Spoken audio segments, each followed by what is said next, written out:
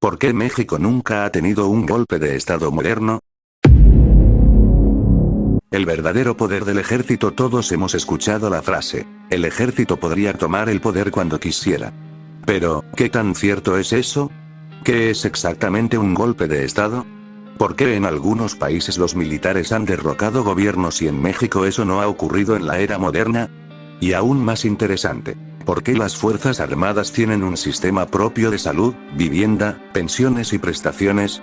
¿Por qué existe tanta disciplina dentro del ejército? ¿Y por qué un soldado de tropa muchas veces gana menos que un elemento de la Marina o de la Guardia Nacional? Hoy vamos a responder todas esas preguntas. ¿Qué es un golpe de estado? Un golpe de estado ocurre cuando un grupo, normalmente integrado por militares o por sectores del propio gobierno, toma el poder de forma ilegal, sin seguir los mecanismos establecidos por la Constitución. No es una revolución ni una elección. Es un cambio de gobierno mediante la fuerza o mediante la amenaza de usarla. Durante el siglo XX, América Latina estuvo llena de ejemplos. En países como Chile, Argentina o Brasil, bastó con que una parte importante de las Fuerzas Armadas dejara de obedecer al gobierno para que el presidente fuera derrocado en cuestión de horas. ¿La razón? Porque el ejército representa el monopolio de la fuerza del Estado. Es la institución que posee la capacidad organizada para defender al país y, en caso extremo, imponer el orden mediante el uso legítimo de la fuerza. ¿Qué necesita un golpe de Estado? Contrario a lo que muchos creen, no basta con tener armas. Generalmente se necesitan varios factores al mismo tiempo: un fuerte descontento dentro de las Fuerzas Armadas, el respaldo de altos mandos militares, una crisis política, económica o social, la pérdida de legitimidad del gobierno, y, en algunos casos, el apoyo de grupos políticos o económicos. Mientras el ejército permanezca unido y obedeciendo al poder civil, un golpe de Estado resulta extremadamente difícil. ¿Y México? Aquí la historia es distinta. Después de la Revolución Mexicana, el sistema político mexicano se construyó con una característica muy clara: las Fuerzas Armadas quedaron subordinadas al poder civil. Es decir, institucionalmente obedecen al presidente de la República como comandante supremo y permanecen fuera de la competencia política.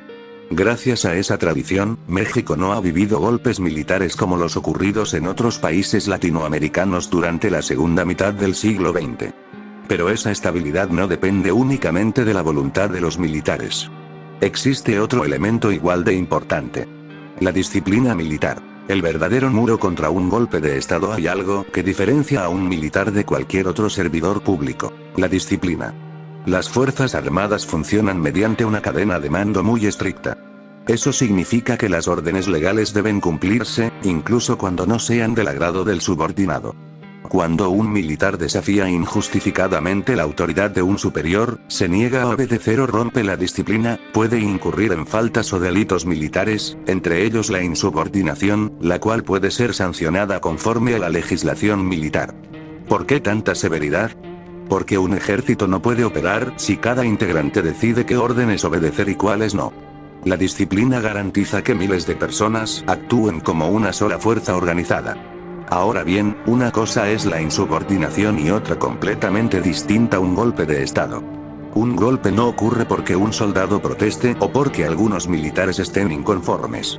Para que exista un verdadero riesgo de golpe, tendría que haber coordinación entre altos mandos, control de tropas y la intención de desconocer al gobierno por la fuerza.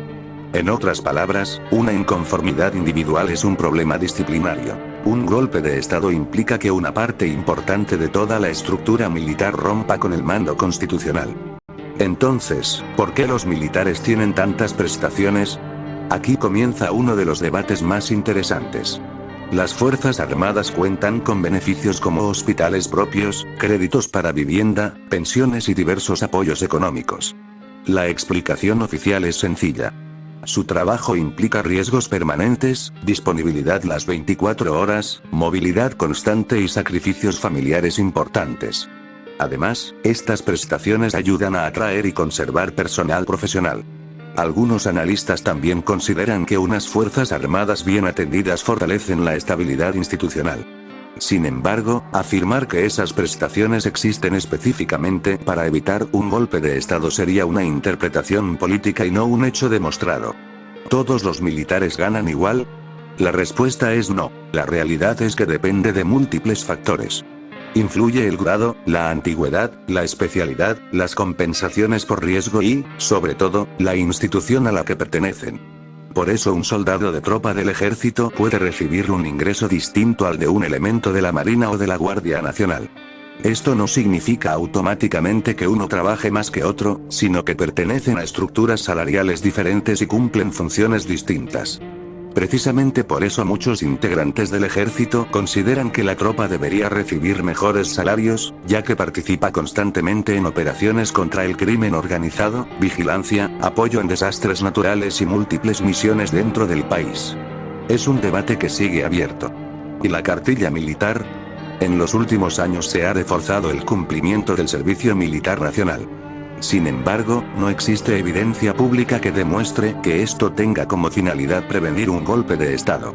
Las razones oficiales están relacionadas con el cumplimiento de la ley, la formación cívica y la disponibilidad de personal para la defensa nacional en caso de ser necesario. Conclusión: el ejército concentra una enorme capacidad porque representa la fuerza organizada del Estado. Precisamente por eso, en una democracia resulta fundamental que permanezca subordinado al poder civil. La disciplina militar, la cadena de mando, las prestaciones, la profesionalización y la organización institucional forman parte de un mismo objetivo: mantener unas fuerzas armadas capaces de cumplir su misión sin intervenir en la política. Sin embargo, siguen existiendo preguntas que generan debate. ¿Recibe la tropa un salario acorde con el riesgo que enfrenta? ¿Existen diferencias demasiado grandes entre el ejército, la Marina y la Guardia Nacional? ¿Ha encontrado México el equilibrio correcto entre fortalecer a sus fuerzas armadas y mantenerlas bajo control civil? Déjame tu opinión en los comentarios y dime qué otro tema relacionado con el ejército mexicano te gustaría que analizáramos en el próximo video.